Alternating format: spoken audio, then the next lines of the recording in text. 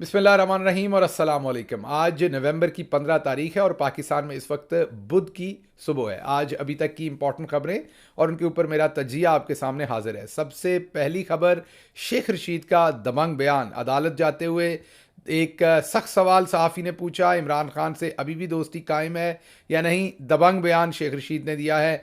दूसरी खबर, निगरान वज़ीर आज़म और निगरान वज़ीर दाखिला नून लीग में शामिल होने जा रहे हैं। तीसरी खबर, एलान मस्क ने नई ऑफ़र दे दी है पाकिस्तानी लिफाफों को सामने रखते हुए। उन्होंने कहा है गालियां खाएं पैसे कमाएं। बताते हैं पूरी खबर ये क्या है। चौथी खबर आपके सामने रखेंगे, इमरान खान के वकील के ऊपर पाबंदी लग गई है और उनके बोलने पर पाबंदी है। और पांचवी खबर आपके सामने रखेंगे, नवाज शरीफ और दो दर्जन मैं यहाँ अंडों की बात नहीं कर रहा, 2 दर्जन कुछ और चीज़ों की बात कर रहा हूँ। ये तफसील में आपके सामने रखेंगे। पहली खबर की तरफ आते हैं। खबर है कि आज शेख रशीद साहब जो है वो अदालत जा रहे थे। सुप्रीम कोर्ट में जाते हुए रिपोर्टर्स ने उनसे सवालात पूछे। पहला सवाल चिल्ले के बारे में था, जिस पर शेख रशीद साहब ने ये कहा कि हाँ, चिल्ला ख़त्म हो गया लेकिन उसके असरात अभी तक मौजूद हैं। रिपोर्टर ने अगला सख्त सवाल पूछा कि पहले तो आप इमरान खान के दोस्त बनते थे, क्या अभी भी आप इमरान खान के दोस्त हैं? क्या आप अभी भी उनकी दोस्ती को एडमिट करेंगे, एक्सेप्ट करेंगे, रिकग्नाइज करेंगे, ऐलान करेंगे? जिसके ऊपर शेख रशीद ने दबंग बयान दिया वापस। उन्होंने कहा कि दोस्ती और दुश्मनी पूरी उम्र के लिए होती है, यानी दुश्मनी भी ऐसे ही निभाई है और दोस्ती भी। तो एक तगड़ा बयान दिया है शेख साहब ने और बहुत सारे हमारी अपनी जमात के लोग वो तगड़ा स्टांस ना ले सके जो शेख रशीद ने लिया। पहले भी आपको याद है जब उनका ज़बरदस्ती वाला इंटरव्यू था, उसमें भी बेहतरीन परफॉर्म किया था। यही बात होती है तजर्बे की, लीडरशिप की। और शेख रशीद ने मुश्किल तरीन हालात में, ऑफ कोर्स इसमें कोई शक नहीं कि उस टाइम चिल्ला जैसे वो कहते हैं, आप सबको पता है कि वो कौन सा चिल्ला था और उनके साथ क्या हो रहा था। उस सारे मामले के अंदर भी उन्होंने बहुत ही ग्रेसफुली एग्ज़िट लिया उस सारे मामले से और एक लफ्ज़ तक उन्होंने इमरान खान के ख़िलाफ़ नहीं कहा और ये प्रूव किया कि सियासत में तजर्बे का कोई तोड़ नहीं है। तो ये पहला एक काबिल सताइश उनका आज का बयान भी था, हमने सोचा आपके सामने रखें। दूसरी आपको खबर देने जा रहे हैं जो आपकी आंखों के सामने होती हुई आपको नज़र आएगी आने वाले वक्त में। वो खबर कोई ऐसी अंदर की खबर नहीं है कि मैं आपको कोई अंदर की खबर दे रहा हूँ। ये तज्जिया है हमारा जो खबर में कन्वर्ट होगा, आप देखेंगे। और वो चीज़ें कन्वर्जन उनकी उसी तरफ हो रही है। वो ये है कि आपके जो निगरान वज़ीर दाखिला हैं और निगरान वज़ीर आज़म हैं, वो गैर एलानिया तो इस टाइम भी नून लीग के हैं, लेकिन जब ये इलेक्शन हो जाएंगे उसके बाद आप देखेंगे कि दोनों निगरान वज़ीर आज़म भी और वज़ीर दाखिला भी नून लीग में शामिल हो जाएंगे। ये आप आज की बात याद रखिएगा, क्योंकि जिस बाप को गालियां देती थी मरियम नवाज़ और जिस बाप के ताने देती थी, कल उस बाप को जाके बाप बना लिया नवाज शरीफ साहब ने भी और मरियम साहबा ने भी सियासी तौर पर अपना। और 2 दर्जन, मैंने आपको कहा कि नवाज शरीफ और 2 दर्जन, तो आप सोच रहे होंगे कि वो 2 दर्जन क्या चीज़ है। जी, दो दर्जन कोई और चीज़ नहीं है। वो 2 दर्जन ये है कि नवाज शरीफ साहब जब कोयटा गए हैं तो 2 दर्जन से ज़्यादा इलेक्टेबल्स जो हैं, जो वहाँ पर आपको पता है फ्यूडल्स हैं, वहाँ पर सरदार हैं, जो अपने अपने हलकों में जिनके वोट इस तरह के होते हैं कि उन्हें वोट पड़ जाता है या वो डलवा लेते हैं। बलूचिस्तान के दूर दराज इलाकों में वहाँ 2-2, 4-4, 5-5, 7-7 हज़ार के ऊपर तो MNA बन जाता है इतने वोटों पर। तो वो उन हलकों के तकरीबन 2 दर्जन से ज़्यादा जो इलेक्टेबल्स हैं उनको शामिल करवाया है इस्टेब्लिशमेंट ने नवाज शरीफ के साथ। नवाज शरीफ जब वहाँ पहुँचे थे तो इस्टेब्लिशमेंट ने तमाम चीज़ें तैयार करके रखी हुई थी। जैसे आपको पता है ना कि जब शेफ़ आता है तो जो असिस्टेंट होते हैं उन्होंने अदरक, प्याज, लहसुन सब कुछ पहले से ही तैयार करके रखा होता है। तो नवाज शरीफ भी जब वहाँ गए हैं तो उनके जो असिस्टेंट थे मीन पाकिस्तानी इस्टेब्लिशमेंट के लोग, उन्होंने बहुत सारे इलेक्टेबल्स वहीं इकट्ठे किए हुए थे। एक ही होटल के अंदर एक ही जगह पर वो गए और उन इलेक्टेबल्स को शामिल किया और ये उनकी कार्रवाई थी। बुनियादी तौर पर अब एक कमज़ोर हुकूमत जो है वो बनाकर नवाज शरीफ को देने की ये तैयारियां हैं कि किसी तरीके से कामयाब हो सकें। लेकिन मैं आपको बार बार बता रहा हूं कि अगर वोट पड़ गए, इलेक्शन हो गया, तो ये जितनी सारी कारगुजारियां करने की कोशिश की जा रही है ये धरी की धरी रह जाएंगी। आपको 88 को याद करना पड़ेगा।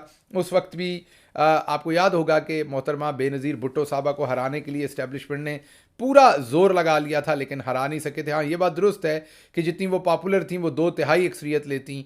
एस्टेब्लिशमेंट ये करने में ज़रूर कामयाब हुई थी। उस टाइम के बेनज़ीर साहबा की हुकूमत जो है वो बहुत ही मुश्किल से बनी थी, इत्तेहाद करके बनानी पड़ी थी, सिंगल मेजॉरिटी भी उनके पास नहीं थी। ये इस्टेब्लिशमेंट बिल्कुल सुराख करने में कामयाब हो गई थी उस सियासी ढांचे के अंदर, और यही अब इस्टेब्लिशमेंट कोशिश करेगी कि नवाज शरीफ को भी इसी तरह की कोई चीज़ बना के दी जाए। लेकिन अब इस वक्त आवाम, सोशल मीडिया, पाकिस्तान का इस टाइम जो कल्चर है, पॉलिटिकल जो एनवायरनमेंट है वो बहुत मुख्तलिफ है। आवाम हिलने नहीं देगी एक दफ़ा इलेक्शन का ऐलान होने दे। मैं बार बार आपको बता रहा हूँ कि आपको बहुत सारे सरप्राइजेज मिलेंगे। आल्दो के नवाज शरीफ इस टाइम हर जगह जा रहे हैं, इलेक्टेबल्स के लिए गेट खोल दिए गए हैं, हर तरह का इलेक्टेबल, छोटा बड़ा बुरा अच्छा सब लिया जा रहा है। लेकिन मैं आपको वाज़े तौर पर बता दूं कि ये हो नहीं सकेगा। दूसरा जो मैंने आपको निगरान वज़ीर आज़म और निगरान वज़ीर दाखिला का बताया, वो आप सबको उनकी हरकतों से, उनकी बातों से तो पहले से पता है कि वो नून लीग का हिस्सा है। अब तो निगरान वज़ीर दाखिला सरफराज बुगटी ने ऐलान भी कर दिया कि वो किस तरीके से उनके ताल्लुकात हैं। वो पहले शहबाज शरीफ से मिल चुके थे, वो नून लीग में शामिल होने जा रहे थे, फिर कहने वालों ने कहा कि आप बाद में शामिल हो जाइएगा। ये उन्होंने नहीं कहा, ये मैं तजिया दे रहा हूँ कि आप बाद में शामिल हो जाइएगा, पहले ज़रा निगरान वज़ीर दाखिला बन लें। तो आप समझ सकते हैं कि सारा जो पूरे का पूरा ये एक इन्वायरमेंट और स्ट्रक्चर बनाया गया है, ये नून लीग के इर्द गिर्द ही बनाने की कोशिश है इस्टेब्लिशमेंट की। और अब नवाज शरीफ को कोयटा ले जाकर उनकी गोद में ये इलेक्टेबल्स बैठाए जा रहे हैं। देखते हैं उसके ऊपर क्या होता है। अच्छा जी, अगली खबर पाकिस्तानी लिफाफों के बारे में है। पाकिस्तान के अंदर आपको पता है कि सहाफ़त के अंदर बहुत अच्छे अच्छे सहाफ़ी भी हैं, बहुत तगड़े सहाफ़ी हैं पाकिस्तान की सहाफ़त के अंदर, इसमें कोई शक ही नहीं है। लेकिन पाकिस्तान की सहाफ़त के अंदर बहुत सारे लफाफे भी हैं, और बल्कि ज़्यादा तादाद में अब तो लफाफों की होती जा रही है।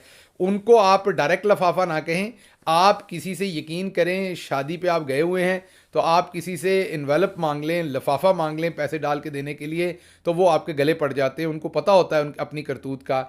एक टीवी चैनल के ऊपर एक दफ़ा मैं प्रोग्राम कर रहा था, मेरा ख्याल है इमरान रियाज का प्रोग्राम था, मैंने पहले भी शायद आपको बताया। मुझे फ़ोन पर बीपर पर उन्होंने लिया, और वहाँ पर एक सीनियर सहाफ़ी बैठे हुए थे। मैं उनसे बिल्कुल, मुझे पता भी नहीं था वो बैठे हुए हैं कि नहीं बैठे, क्योंकि मैं तो फ़ोन पर था। मैं तो सफ़र कर रहा था एक जगह से दूसरी जगह। फ़ोन के ऊपर मुझे लिया गया, तो कोई सवाल किया तो मैंने कहा जी ये पाकिस्तान के अंदर जो लफाफा सहाफ़त है चंद लोगों की, जो चंद लोग लफाफे हैं, वो साहब जो बड़े सीनियर थे वो मेरे गले पड़ गए टेलीविज़न के ऊपर। ये आपने मुझे कहा है। मैंने कहा मुझे तो पता भी नहीं था आप स्टूडियो में बैठे हुए हैं। तो लफाफे बहुत सेंसिटिव होते हैं, और कुछ लफाफे तो सारे गंदे काम करते हैं उसके बाद मानते नहीं हैं। बहरहाल मुख्तसर बात आपको ये बताता हूँ कि एलान मस्क को पता लग गया है, जो ट्विटर पहले होता था अब एक्स बन गया, वो जो उसके मालिक हैं उनको पता चली है ये नई बात कि पाकिस्तानी जो लफाफे हैं वो पैसा उनके लिए कितना ज़रूरी है। तो उन्होंने एक नई ऑफ़र दे दी है। आपने देखा था कि ये पिछले साल मई, ये मैं 2022 की मई के बाद से आपने देखा, और अप्रैल मई के बाद से, हुकूमत गिरने के बाद से इमरान खान साहब की जितने भी लफाफे थे उन्होंने अपने कमेंट्स का सेक्शन बंद कर दिया था, क्योंकि आवाम से उन्हें बुरा भला कहा जा रहा था, गालियां पड़ रही थी। अब एलान मस्क ने ये कहा है कि जितने आपके ट्विटर के ऊपर, एक्स के ऊपर कमेंट्स होंगे उतने ज़्यादा आपको पैसे मिलेंगे।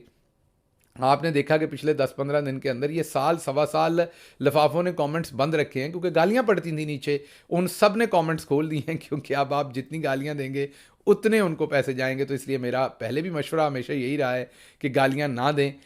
अमूमी सोशल मीडिया का ये कल्चर है, हमेशा थोप दिया जाता है, कभी एक पार्टी पे कभी दूसरी पे। हालांकि मैं आपको ये बता देता हूँ कि हमारे अपने साथ होता है कि कई दफ़ा जो मुखालफिन है वो आपको गालियाँ देते हैं, लेकिन इसका हरगिज़ मतलब नहीं कि मैं ये कह दूँ कि ये मरियम सफदर उनको कहती हैं कि जाके गालियाँ दें। ये एक सोशल मीडिया का कल्चर अनफॉर्चुनेटली बना हुआ है।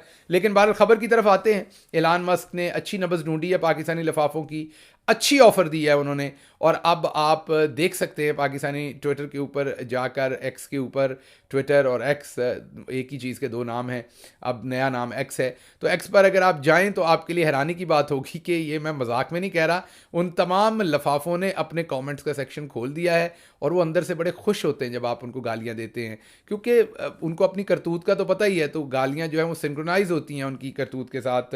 तो मेरा मशवरा है कि गालियां मत दें। एक तो आप अपना अपना टेस्ट ख़राब करते हैं, आप अपनी अपब्रिंगिंग, अपने कल्चर के अगेंस्ट जाते हैं। और दूसरा ये कि लफाफे पैसे कमाएंगे, तो बस इनका बेहतरीन इलाज यही है कि इनको इग्नोर करें। बेहतरीन जो रिजेक्शन है आपकी तरफ से इनके लिए, इनको इग्नोर करें। जितने आप कमेंट्स करते हैं, लाइक्स करते हैं, शेयर करते हैं, बात करते हैं, इंटरेक्ट करते हैं, आप इन लफाफों को और ज़्यादा ताकतवर करते हैं। अक्सर मैंने पिछले दिनों भी देखा है कि हमारे पाकिस्तान तहरीक इंसाफ के लोग भी जो हमारे, मसलन एग्जांपल देता हूँ कि लौंडा लपाड़ा जी हैं, एक जर्नलिस्ट, मुझे पता है बुरा नाम है, लेकिन वो ये नाम इस्तेमाल करते हैं पाकिस्तान तहरीक इंसाफ के लोगों के लिए, इसलिए मजबूरन उनके लिए मुझे ये इस्तेमाल करना पड़ता है।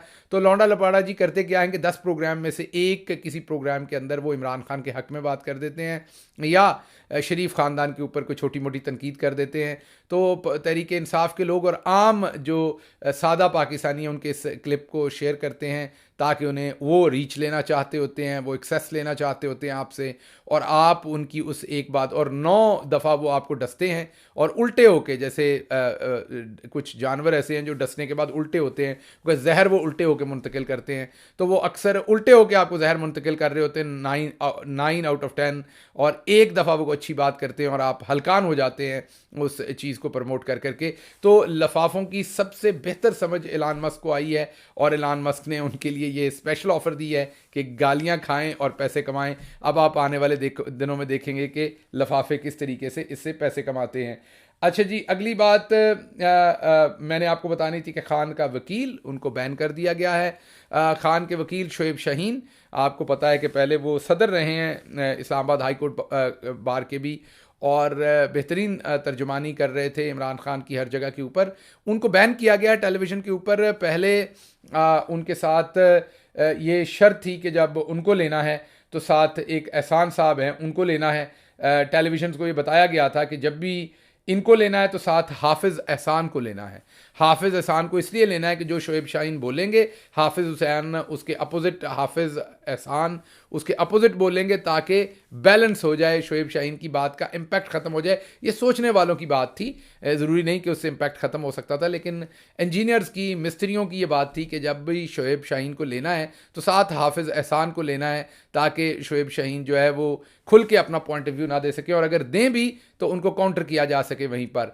अब लेटेस्ट अपडेट ये है कि शोएब शाहीन के ऊपर मुकम्मल पाबंदी लगा दी। अब हाफिज़ एहसान के साथ भी टीवी वाले उनको नहीं ले पाएंगे। वकीलों के ऊपर पाबंदी लगाई जा रही है। मकसद सिर्फ एक है कि जो भी मंतक की बात करेगा, जो भी इमरान खान की बात करेगा, जो भी लंदन प्लान के ऊपर बात करेगा, जो भी बताएगा कि लंदन प्लान हुआ क्या था, किस किस के दरमियान हुआ था, किस तरीके से नवाज शरीफ को मुल्क के अंदर मुसल्लत किया जा रहा है, उन तमाम लोगों को एक एक करके जो है वो बैन करना है, उनके ऊपर पाबंदियाँ लगानी हैं। मकसद सिर्फ एक है कि आवाज़ बंद की जाए और किसी न किसी तरीके से अवाम को इलेक्शन से दूर रखा जाए, या किसी न किसी तरीके से झूठा इलेक्शन करवा के दोबारा नवाज शरीफ या उनके हवारियों को मुसल्लत किया जाए।